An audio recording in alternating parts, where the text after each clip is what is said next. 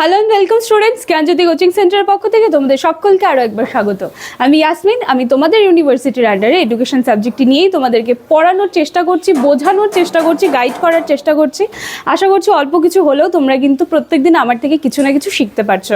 তোমাদের এবছরের সেকেন্ড সেমিস্টারে যে সমস্ত সিলেবাস তোমাদের প্রোভাইড করা হয়েছে তার প্রত্যেকটি টপিক কিন্তু আমার পক্ষে যতটা ইজিলি তোমাদের সামনে তুলে ধরা সম্ভব হয় আমি কিন্তু ততটাই চেষ্টা করছি এবং আশা করছি তোমরা কিন্তু সেগুলোকে খুব সুন্দরভাবে সেভাবেই গ্রহণ করছো। ক্যামেরার ওই পার থেকে যারা দেখছো এবং চাচ্ছ যে আমাদের সাথে যুক্ত হবে, আমার কাছে পড়বে, অথবা আমাদের আরও যারা টিচার্সরা আছে তাদের ভিডিও আশা করি তোমরা হয়তো দেখছো, তো তাদের কাছে যদি তোমরা পড়তে চাও তাহলে কিন্তু খুব ইজি একটা কাজ করতে হবে। দেখো এখানে কর্নারে দুটো নাম্বার আছে, 6295916282, 7076398606। এই দুটো নাম্বারের মধ্যে যে কোনো একটি নাম্বারে কল করবে। কল করে তোমার যেই সাবজেক্টসগুলো আছে সেটা নিয়ে যত তাড়াতাড়ি সম্ভব হয় আমাদের সাথে কিন্তু যুক্ত হয়ে যাও, কারণ আস্তে আস্তে আমরা এক্সামের দিকে এগোচ্ছি, সেজন্য আর দেরি না করে তোমাদের যদি ইচ্ছা হয় আমাদের কাছে পড়ার তাহলে আমাদের সাথে যুক্ত হয়ে যেতে পারো। দেখো এই ক্ষেত্রে কোর্স ফি কী রাখা হয়েছে, কোর্স ফি কিন্তু ভীষণ সামান্য রাখা হয়েছে, 999 টাকা রাখা হয়েছে, 999, এবং কোর্স ডিউরেশন কিন্তু তোমাদের 6 মান্থসের আছে।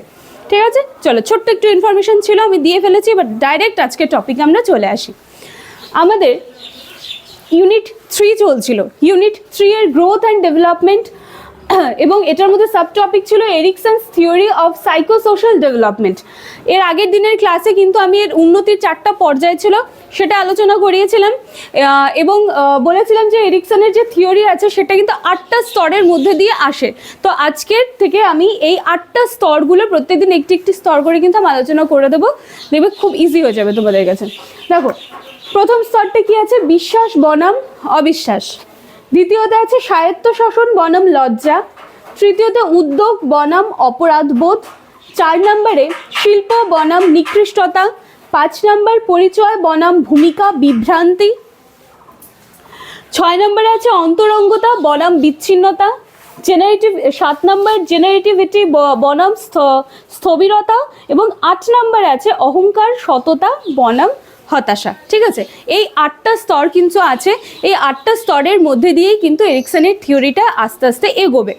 তো আজকে প্রথম আমরা আলোচনা করবো যে বিশ্বাস বনাম অবিশ্বাস। মানে কি, এক পাশে বিশ্বাস রাখবে আরেক পাশে অবিশ্বাস রাখবে, এই দুটার মধ্যে মানে কি বলবো, দ্বন্দ্ব বলতে পারো বা পার্থক্য বলতে পারো। চলো এই জিনিসটা নিয়ে এবার একটু আমি আলোচনা করি।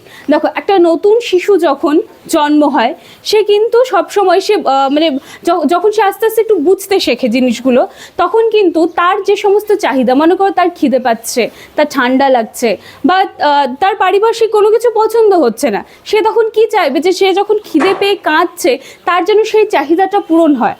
তার যখন ঠান্ডা লাগছে সে তার সেই চাহিদাটা বুঝে তার মা হোক বা তার আশেপাশে যে কেউ একজন থাকুক তাকে কিন্তু সে নিরাপত্তাটা প্রদান করুক, বা অন্য যে কোনো রকমের সিচুয়েশন হোক সেখানে দাঁড়িয়ে একটি শিশু কিন্তু এটাই চাইবে যে সে যেন তার চাহিদা, সেই ক্ষেত্রে দাঁড়িয়ে তার চাহিদাটা পূরণ হয়। এবং এভাবে কিন্তু কি হয়, একটা শিশুর মনে কিন্তু বিশ্বাস এই জিনিসটা কিন্তু জন্ম হয়। এবং যখন আমরা দেখব যে একটি শিশুর মধ্যে তার যে চাহিদাগুলো আছে সেগুলো যখন সে পূরণ করতে পারছে না, বা দেখছে যে মানে সে যার তত্ত্বাবধানে আছে সেই শিশুর চাহিদাগুলোকে পূরণ করতে পারছে না, তখন কিন্তু কি হয় যে একটা বাচ্চার মধ্যে কিন্তু অবিশ্বাস এই জিনিসটা কিন্তু জন্ম নেয়। ঠিক আছে, মনে করো যে শিশুর একটা নিরাপদ জায়গার দরকার, বা শিশু একটা মানে নিরাপত্তার দরকার, বা একটা নিরাপদ জায়গার দরকার, এবং সেই সময় তার সাথে যে আছে সে যদি শিশুকে প্রোটেক্ট করতে না পারে বা সেই নিরাপত্তাটাটুকু যদি না দিতে পারে, তবে কিন্তু সেই সময় বাচ্চাটার মনে বিশ্বাসের জায়গায় অবিশ্বাসটা জন্ম হয়। এবং এইভাবেই প্রথম স্তরটা আসে কিন্তু আমাদের বিশ্বাস বনাম অবিশ্বাস। দেখো অবিশ্বাস যে জিনিসটা, এটা কিন্তু আমরা বলবো না যে অবিশ্বাস মানেই হচ্ছে একটা খারাপ জিনিস। অবিশ্বাস হচ্ছে একটা নির্দিষ্ট পরিমাণ প্রয়োজন, এটাও কিন্তু একটা প্রয়োজন। এটা ছাড়া কিন্তু মানে শিশু কিন্তু যেটা খুব বিশ্বাসযোগ্য সেটা হয়ে উঠতে পারে, এবং ফলস্বরূপ কখনো মানুষের যে উদ্দেশ্য সেটা সম্পর্কে সন্দেহজনক হতে পারে তা জানতো না। তার মানে আমি যদি একটা জিনিস মানে এভাবে যদি তোমাদেরকে বোঝানোর চেষ্টা করি যে দেখো, বিশ্বাস আছে দেখেই কিন্তু তার পাশাপাশি অবিশ্বাস আছে। তোমার মধ্যে যদি অবিশ্বাস জিনিসটা গ্রো করে তাহলে সেটা কোথার থেকে আসছে? নিশ্চয়ই বিশ্বাসের খামতি ছিল, সেখান থেকেই অবিশ্বাস জিনিসটা তৈরি হয়েছে। বা তোমার মধ্যে যদি বিশ্বাস জিনিসটা তৈরি হয় তাহলে সেটা কোথার থেকে আসবে? তার মানে তোমার মধ্যে সেই অবিশ্বাস করার জায়গাটা তুমি কখনোই পাওনি, তার মানে তোমার এখানে বিশ্বাস যে জিনিসটা সেটা তৈরি হয়েছে। তো এটাই হলো বলতে চেয়েছি যে বিশ্বাস বনাম অবিশ্বাস, ঠিক আছে? তবু যে অবিশ্বাস যে জিনিসটা, এর চেয়ে কিন্তু বিশ্বাস যে জিনিসটা কথা বলা হচ্ছে, সেই বিশ্বাসের কিন্তু একটা মানে বৃহত্তর অনুভূতি নিয়ে একজন ব্যক্তি মানে প্রথম পর্যায়ে, আমরা যে 4টা পর্যায়ে আলোচনা করেছিলাম এরিকসনের, সেই প্রথম পর্যায় থেকে কিন্তু মানে আস্তে আস্তে সেটা তার গ্রো করে, ঠিক আছে? মানে একজন শিশু নিজের প্রচেষ্টায় জয়লাভ করে এবং তার যে সমস্ত আশা থাকে সেগুলোর কিন্তু গুণের বিকাশও ঘটতে থাকে। তাহলে এই স্তরটা হচ্ছে শুধু আমাদের বিশ্বাস বনাম অবিশ্বাস। দেখো এখানে মুখস্থ করার কিন্তু কিছু নেই, বিশ্বাস বনাম অবিশ্বাস এই জিনিসটা ভীষণ ইজি।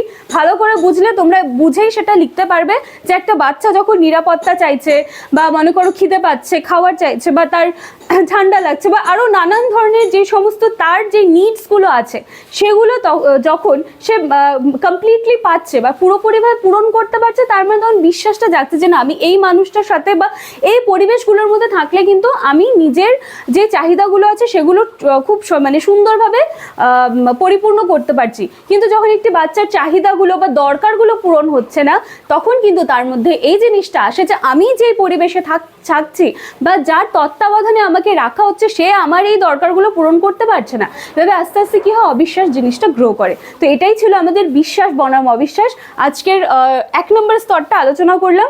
নেক্সট দিন স্বায়ত্তশাসন বনাম লজ্জা এবং সন্দেহ, এটা নিয়ে আমাদের ক্লাস থাকবে।